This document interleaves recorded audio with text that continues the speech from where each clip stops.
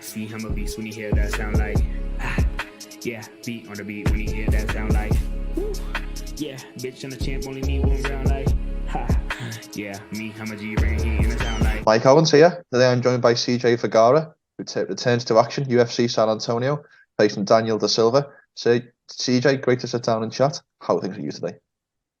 Thanks, Michael. It's good to be here, brother. Feeling good and ready, prepared for this one. I'm excited. First and foremost, we've got to talk about the fact that you've got home advantage in this one. Obviously, fighting in, I believe, your home state, but also your hometown, if memory serves. Yeah, so I've been in San Antonio a majority of my life. I'm originally from Laredo, which is a border city south, but I moved up here when I was about 12 years old. So, I'm pretty much from San Antonio, and it Now, feels, yeah. I mean, to fight here in San Antonio, it's always been a lifelong dream and goal of mine to make it to the AT&T Center here in San Antonio. So for it to come around this way it's felt pretty. It's been a pretty incredible experience. there seems to be, correct me if I'm wrong, but a lot of emotion with Texas fighters fighting in Texas. We obviously see the likes of Derek Lewis in Houston. We see Adrian Yanez is, I can't remember what city, but he's obviously very proud to be a Texas fighter fighting in Yeah. Texas. I'm wondering if there's a particular reason why you Texas fighters have such a close connection to fighting in the home state. And that's pretty cool that you recognize that all the way from the UK. And there's something specific about Texas. I grew up, like I said, I grew up here in San Antonio, and there's just even for guys that don't fight professionally, there's just an attitude of people out here that are down to scrap, kind of like the Scousers up there, I'm your actually a Patty scout. I'm Pimblets. actually a scouser in case you never recognise the accent. I picked it up on the accent, brother. I'm actually having trouble not matching your accent. I love the accent, man. So it's a similar thing here in Texas, just people love combat. They love fighting, and there's something very prideful about just being a Texan. A lot of people say that Texas is its own existence away from the United States. We kind of do our own thing. We make our own rules out here, and people they love to scrap out here. If you had to rank the Texas cities, presumably San Antonio goes number one, but what's in your top five list if we had to put them in order? As far as fighters or as far as just cities overall? As far as cities overall. Okay. I'm a big fan of Austin. It's weird, a lot of hippies, a lot of just like pot smoking, free living out there. Houston is really cool, man. Houston's a beautiful city with a fun nightlife and different little areas that you can do something in. Dallas for sure, and of course San Antonio. Those are my hits, and it goes all the way up. Actually, Houston's off east, but what's cool about Texas, man, is you've got beaches, you've got mountains, you've got valleys, you get the whole array of America out here. No, it makes total sense. Obviously, your opponent is based in Brazil, so there's a natural home advantage in terms of having the crowd on your side and all of that. But I'm wondering, from a camp and from a preparation perspective, what's the biggest benefit of fighting at home?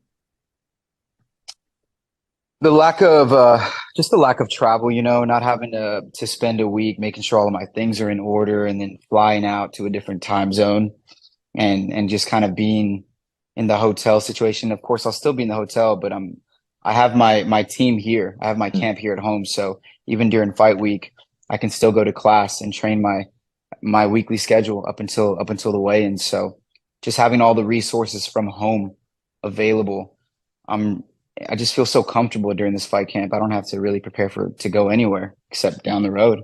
Yeah, no, that makes total sense.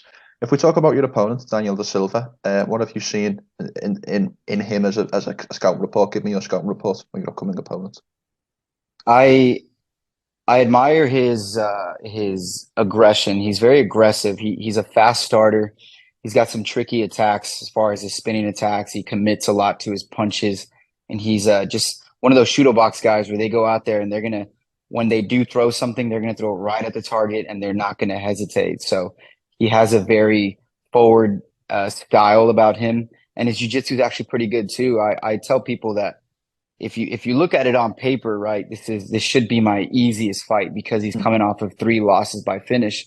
However, he took risks in those fights, and like that's the thing, man. When you go out there and you take risks and you really roll the dice, you're putting yourself in a position to get finished. And I actually respect that more than somebody that goes out there and plays it safe and Yeah. tries to scratch by with decision wins. So I think he's a very dangerous fighter as far as what he's bringing to the table. That's very kind of flies under the radar. Yeah. No, I don't like using this phrase, but he's got very much a kill or be killed style. I think we saw that in the Altamirano fight, but the Altamirano fight, he was actually dropped via a knee to the body. Now, your Contender Series victory came via first round finish via knee to the body. Now, I know you can't give your whole game plan away to me, but I'm wondering how key you think your knee game will be in this fight. It depends, I've very much been working on I've earlier in my UFC, in my first fights, I was dealing with some knee issues that kind of stifled my style. I wasn't able to showcase a lot of my kickboxing because I had to rely on my boxing so much. So now I've kind of resorted back to using the full array of my striking techniques. So a lot of kicking, pushing off the back foot, finding my range and my in and out, and then incorporating my boxing into it. So if we do happen to clinch up, it's just always been natural for me to fire those knees right up the middle. And I think that my ability to find the underhooks and get my head positioning proper is going to be key. So I definitely do plan on softening him up to the body and seeing how well conditioned his gut is early on, seeing if we can't slow him down. Look, you mentioned there as well, so I've got to ask that he's currently 0-3 in the UFC. Now, as you mentioned there, that's not necessarily a bad thing, but that poses its other challenges in terms of this guy needs to get a win on his record to likely stay in the company. I'm wondering if that adds any pressure, any perhaps intensity on his side that you've potentially got to watch out for. Yeah, and that's the other thing, man, is like you've got an animal backed against a corner now, and he has to this has to be the best camp he's ever had, the most focused he's ever been, the hungriest he's ever been, because like you said, he's in a scenario right now in which if he goes out there and doesn't perform, then he's more than likely going to have to go back to the regional scene. And from what I've seen is he's got a family that he's taking care of. So I'm expecting and anticipating the best version and strongest version of Daniel De Silva that we've ever seen. So for me, I've gone into this camp with that in mind. Like, I'm imagining this guy's not sleeping. He's just training and eating and sleeping the fight game. And so I've done the same thing to just be there and be prepared for whatever it is he brings. Yeah, no, that makes total sense. Obviously, this fight is your return to crowd attendance. I know previously the last fight, the Tyra fight, was behind closed doors at the Apex. Obviously, you've had both experiences in the UFC, but I'm wondering what the key difference has been between fighting without a crowd to fighting in the arena. When I fought for the Contender Series, I actually really loved the Apex feeling because it felt like I had to earn my way into the crowd scenario. There wasn't even an announcer. I mean, you've seen Contender, you step in and scrap. So it felt very much like way it felt for me before I got started and I was fighting in backyards. You kind of meet up and scrap in somebody's backyard. That's what it felt like. Now, going back for UFC Vegas in October, I still, I like the Apex, but dude, I'm for the people, man. I'm a people's fighter. I love to bring an exciting fight to the crowd. I love to feed off the energy, whether it's boos or cheers, whatever it is, man. It brings out a showman about me that is very natural. So I personally would always perform in front of the crowd if I was given the choice. And now the home crowd, dude, it's so insane because right now in San Antonio, all we have is a basketball team, and the Spurs are like, they're not doing good, man. It's like we got one of the worst teams. And our coach, he kind of led the city to one of the best dynasties basketball's known, and he actually just announced his retirement. So right now, the city's they don't really have anybody to cheer for. So for me, I go out there and I put on a performance of the night or a finish of the night and really get the crowd and the city behind me. This could be a new hotspot for the UFC to come out here. And that's what I really want to do is go out there, perform and bring him back and get me on a main card out here, No, that makes total sense. Speaking of that and the way you've just talked, I want to read you back a quote I saw from an Instagram caption you put on a couple of days ago. Caption read, "Moving with purpose, moving with hunger."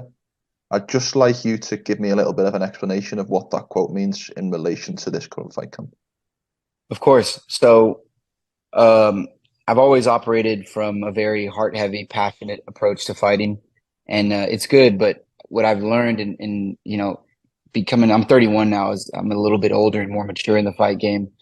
The passion is great, but without purpose, it's just kind of mindless at times. And I feel like I've kind of divided myself in too many different ways earlier in my career. And this fight camp. I learned a lot from how terrible my weight cut went in October. It was a disaster. And so I had to really reassess my lifestyle and how I'm going about training camp. And everything has a purpose now, from like even like bedtime to my morning ritual to how exactly what am I putting in my body at what time? And so that purpose-driven fight camp has been much more calculated. And then I've just been more hungry because I've really tightened up on my nutrition in a lot of different ways.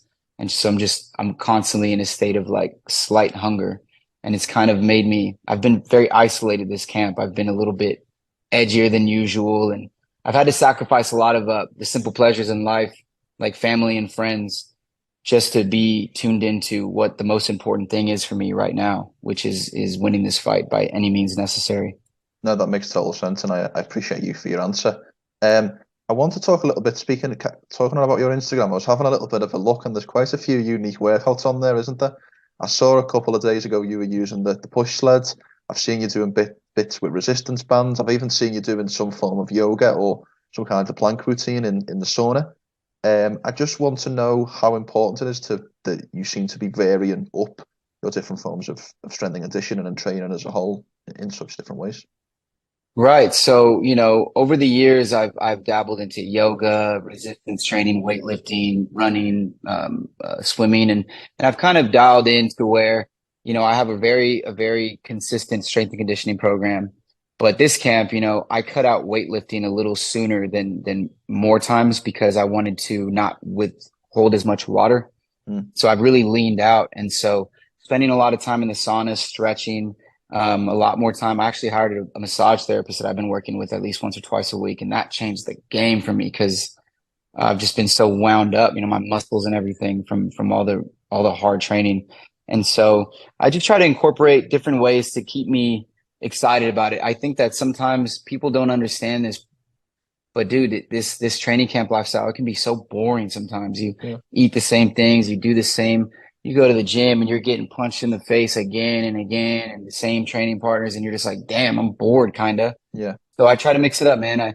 I'll get in the sauna and stretch in the sauna, or, I'll go for a swim or a hill run, or just try to keep my body trying new things at all times, just to stay in new forms of better shape, if that makes sense.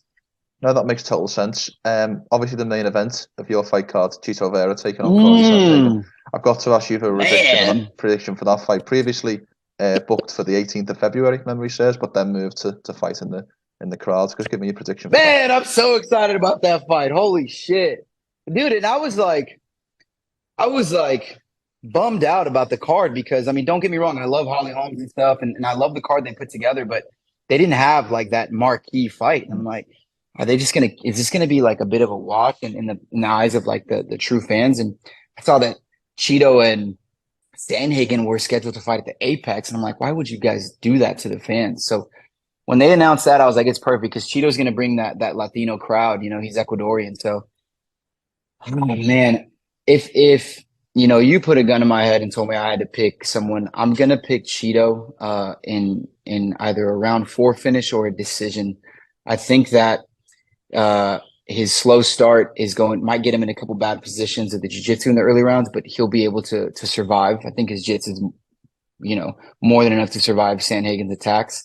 And I think as the fight goes on, he'll start to soften up Sandhagen, kind of like the way he did to Rob Font in the latter part of the round, where he kind of softens you up with some crazy shot. And hopefully utilizes his calf kicks and just kind of slows down Cory's attack and then is able to overwhelm him in the later rounds. No, that makes sense. So I'm going to predict Chito finish. What about you? What's your prediction? I'm thinking a similar thing. I'm thinking Chito very much has an ability to stay the course and to, land big shots late, as you mentioned there with Font and obviously Cruz. So I'm probably picking similar thing, maybe late finish or points decision. What about Starboy and Alex Perez, Manel Cape? Well, I actually spoke to Manel last week, so Manel's a good friend and a former interview guest. That's cool. I think he's going to be too fast. I think he's going to be too fast for Perez. Perez has had eight cancelled fights since his title fight against Figueiredo. So either there's an injury there or there's something there. I would presume. You're right. He has had a lot of cancelled fights. Issue. and Manel Cap's coming in with great form, and obviously that speed and that time. And maybe I'm biased Yeah, man. because Manel's my boy, but I'm going to go with Cap. Yeah, I mean, I'm gonna pick Cap too. He's been getting better and better, and he always, he's looking pretty hard to stand with. And then his defense and his jiu-jitsu looks great too. I mean, yeah, that's my pick too. To turn the conversation back to yourself for one final question. Obviously, the prime focus is the 25th of March and getting your hand raised. What are the rest of your goals for the calendar year? Where would you like to be come the end of 2023? Grant, this fight's gonna go the way that I'm envisioning to go, and then I would like to get back in there as early as June. I've got my weight really figured out. I'm walking around at a very consistent weight now that's easy to manage and easy to cut to. So I'm gonna maintain that and try to finish this guy as quick as I can, get back in there in the summertime, and in a perfect world for me, have at least 3 more fights before the end of the calendar year, and just really kind of like reset. Right now, I'm 1-2 in the UFC. After this, I want to break that 500 and get to 2-2, and then finish the year at 5-2. Or 6-2. I look forward to seeing it, but of course, I look forward to seeing you back in action on the 25th of March. CJ, thank you so much for your time. It's great to sit down and chat. And if we don't speak before, then I wish you the best of luck for fight night. Thanks, Michael. I appreciate you having me on, brother.